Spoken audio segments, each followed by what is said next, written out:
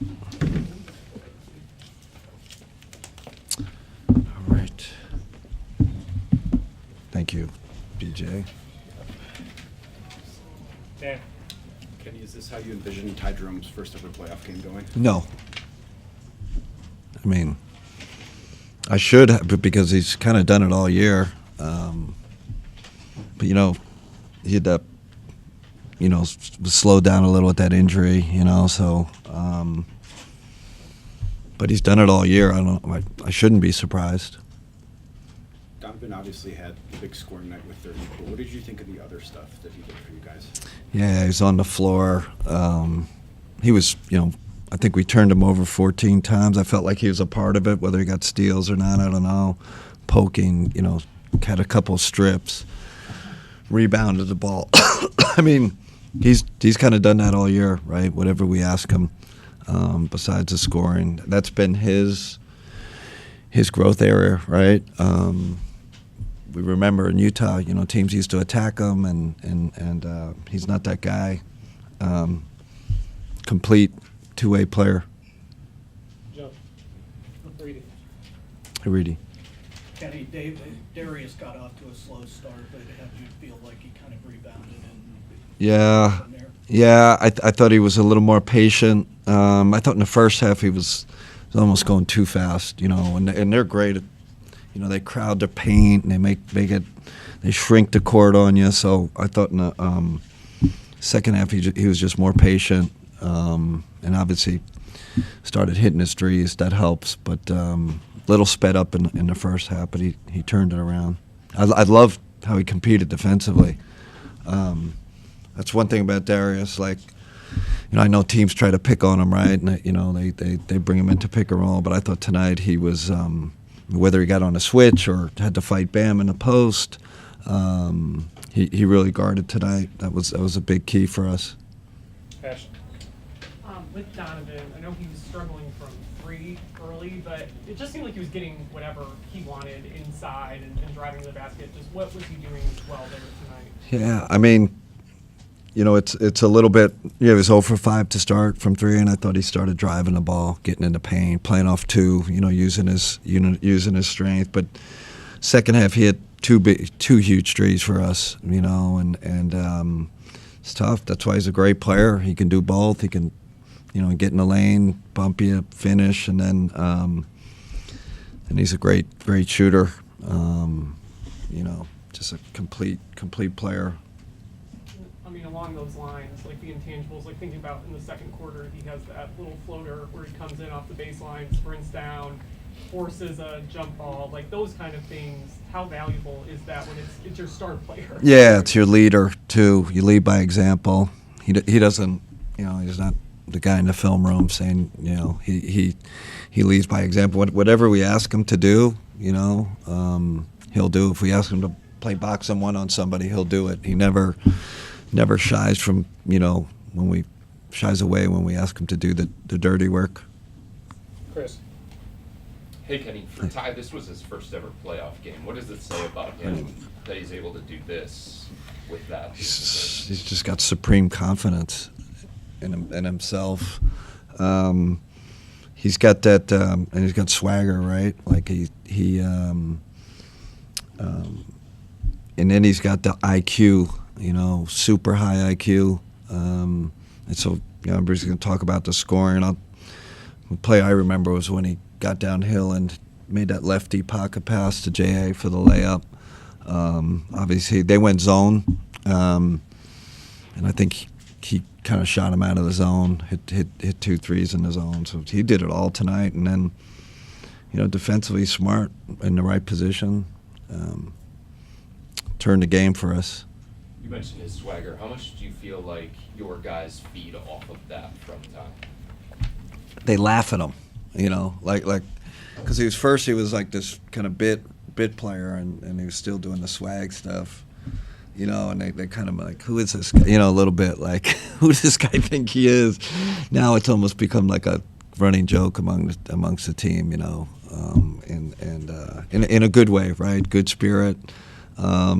Usually, kind of role players off the bench don't have that, but we need that. We had that with George. George was kind of our, fun-loving and he's kind of really taken hold of that piece on this team. Cam. You guys talked about this being a physical game. Yeah. Jared Allen, 11 rebounds. Yeah. Tonight. What kind of impact did he have on that physicality factor? It's great. Coaches are just saying the same thing. Like he was all over the place. His offensive, when he offensive rebounds, seems like we play really well. His presence was great. Bam is so physical, such a good player. So him and Evan had to battle with him all night. Ware too. They play with two bigs too. So Jared's energy was phenomenal. And then Sam Merrill had 24 minutes. What was kind of the thought process of the playoff minutes, and then what impact did he have in those? He was just part of that group that was rolling, right? He was in that group with Ty, and normally we subbed him out, but they just went on that run. He hit that big three on the wing.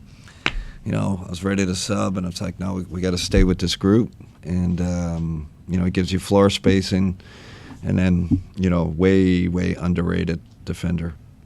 Joe B. Talked a lot about the really good individual performances you guys had tonight, but what did you think about how the Cavs played collectively game one?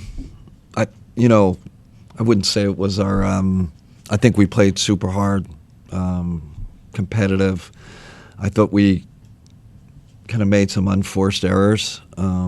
Just some, decision making was not elite. And I think they have something to do with that, right? Especially the way they crowd the paint, and then they play the zone, so your decision making's got to be on point. One thing about the Heat, they make you play for 48. I know that's a cliche, but a lot of teams don't. You cannot relax. I think this series, whatever happens, we're going to get so much better playing these guys. Even tonight, I know the score was 20 or whatever, but it was about 6-7 point game there. We just Ty hit some shots, but it's gonna be a battle this series, and that's ton of respect for that team over there. Nate. Kenny, you guys are out rebounding. Yeah. Out rebounding overall, but what did you think of that? And also a follow up on Evan Mobley didn't have any rebounds in the first half. It was just such an odd stat. Yeah, I mean, listen, Bam is, Olympic champion. Oh, we know his resume, right? I don't want to go through it. He's a heck of a player, and it's a heck of a challenge. It's a heck of a challenge for Evan and JA. So that's part of it. But we got to be a better defensive rebounding team. We're searching. We're pushing. But again, I thought they. Now, conversely, we offensive rebounded on that, right? That was I don't. We got to figure out how to get more of a balance, right? We're still tilted too much on the offensive end. We got to figure out the defensive rebounding piece because, against this team that'll knock you out. Jason. As much as you guys have played zone and even pulled some parts of Miami zone. Yeah. How much does that help you attack their zone? Not really. I think it was more we were prepared for it. We knew, I knew they were going to come in here, maybe a little fatigued. Usually when you're fatigued, you're like, man, we're going to,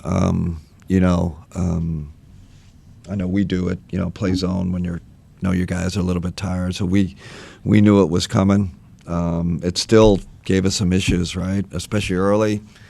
And you know how it is. You get an open shot against the zone, you miss it.